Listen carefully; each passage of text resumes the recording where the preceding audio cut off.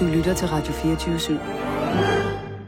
Når nu vi har abort, og man kan vælge. For mig betyder det at have journalistpraktikanter jo, at der kommer noget nyt blod ind, ikke? Noget ungt blod, forstået på den måde, at de også har nogle unge idéer, nogle gode historier fra deres verden med ind her, som kommer her ind i studiet. Det kan både være, at man bliver sat til at lave oplejninger, det vil sige finde en gæst, som jeg skal interviewe i morgenfladen, men det er også tit noget med, at de selv skal ud og måske tale med de kilder, der skal på, så er det sådan, at det bliver en kombination med, at de har været ude og lave nogle optagelser, og så at de også inviterer nogle gæster herinde, som jeg så interviewer. Jo, jeg synes jo også, det er interessant at vinkel netop nogen, der har været så skøjet i folkeskolen, og så lige pludselig kommer, og så sker der. Jeg valgte det, fordi jeg havde en forestilling om i hvert fald, at der var meget højt til loftet, og der ikke, der var sådan en meget flad ledelsesstruktur.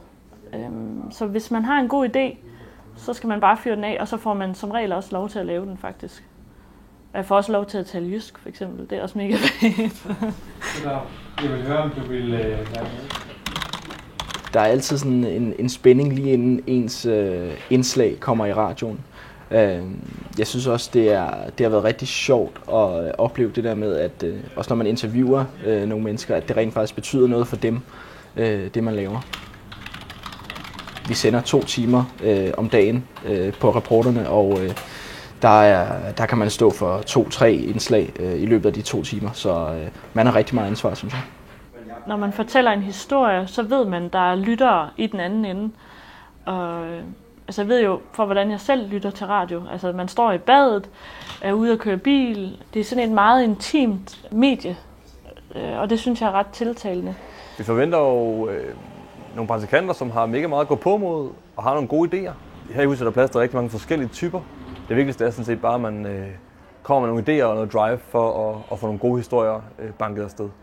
Jeg fik lov til at, sad nærmest et halvt år med det islamiske trossamfund her i København, og ligesom afslørede eller afdækkede, hvordan de samtidig talte med 2 tunger i forhold til kommunen og så resten af befolkningen, og hvad der skete så hos dem. Det var virkelig sådan rent journalistisk en rigtig god oplevelse at få lov til at virkelig at komme ned og dykke ned i en historie.